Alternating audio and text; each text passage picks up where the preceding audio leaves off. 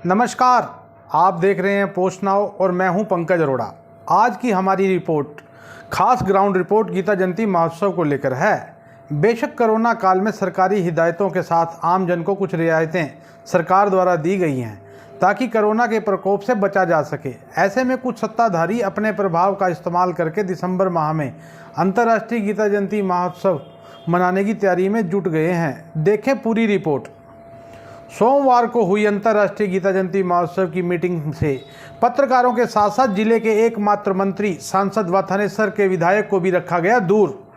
Press note जारी कर चलाया गया काम, दी सूचना। प्रेस नोट के मार्फत सिर्फ अपनी बात रखी। इतना बड़ा आयोजन, लेकिन पत्रकारों को मीटिंग से क्यों दूर रखा गया, क्यों नहीं दी गई सूचना, ये अपने आप में एक यक्ष प्रश्न।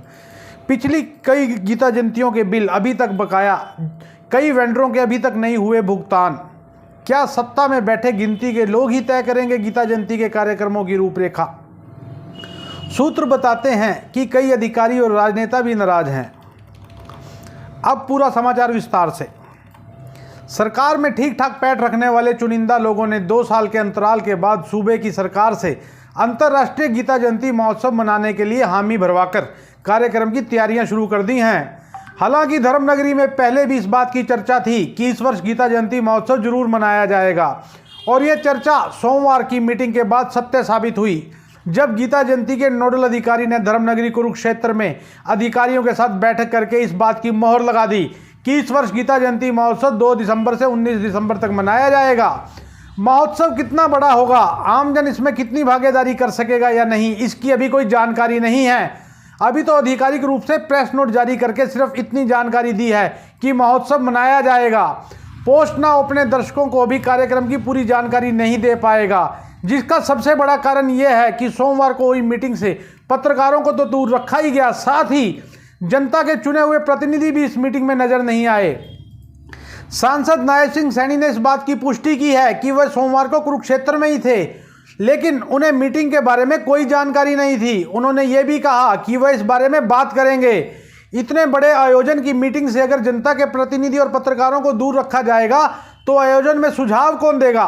सत्ताधारी पार्टी से जुड़े थानेसर के विधायक भी इस मीटिंग में नजर नहीं आए, और तो और जिले के एकमात्र मंत्री भी इस मीटिंग में नजर नहीं आए। हालांकि प्रेस नोट जारी करके अपनी इच्छा अनुसार जो जानकारी तंत्र देना चाहता था वो दे दी गई।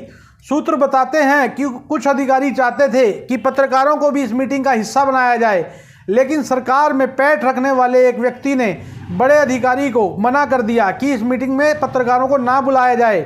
अगर मौके पर पत्रकार होंगे तो वे अपना सुझाव देंगे, सवाल करेंगे, जो सरकार के गले की हड्डी बन सकता है।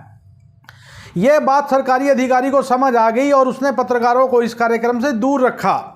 ऐसा पहली बार नहीं हुआ कि जब पत्रकारों को ऐसे कार्यक्रमों से दूर रखा गया है।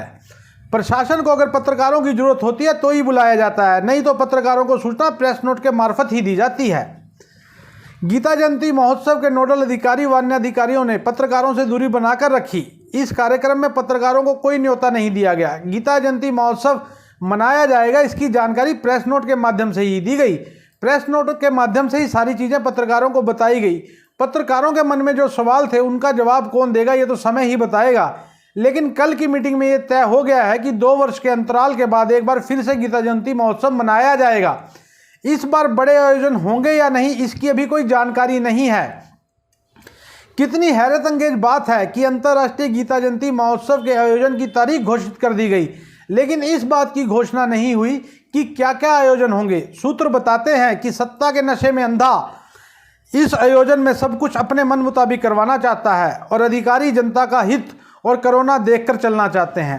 पर पावर के नशे में चूर इस व्यक्ति को दूर दूर से सब कुछ हरा हरा ही नजर आ रहा है। बता दें कि सोमवार को मीटिंग में कुरुक्षेत्र की जनता द्वारा चुने गए जनता के प्रतिनिधि ही मौजूद नहीं थे, ना ही सांसद नायब सैनी को इस बारे में कोई सूचना थी। नायब सिंह सैनी ने खुद इसकी पुष्टि की है।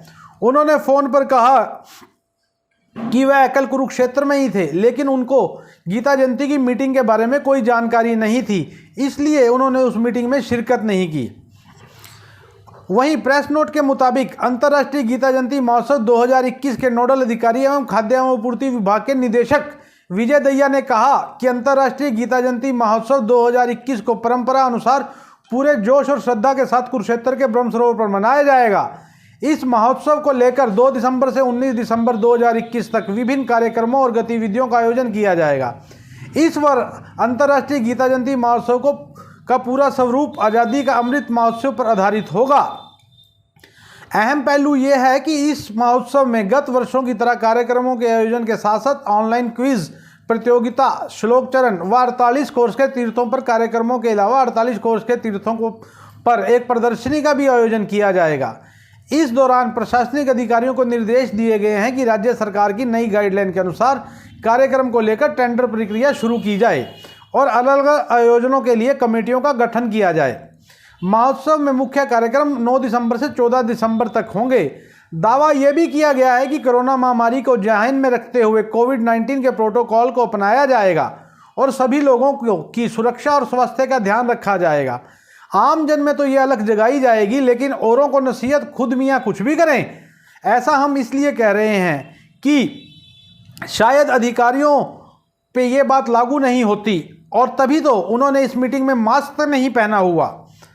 महोत्सव के दौरान लोगों को कोविड-19 की गाइडलाइन की पालना के बारे में जागरूक किया जाएगा, ऐसा प्रेस नोट के मार्फत दावा किया गया है। कुरुक्षेत्र से पंकज अरोड़ा की रिपोर्ट।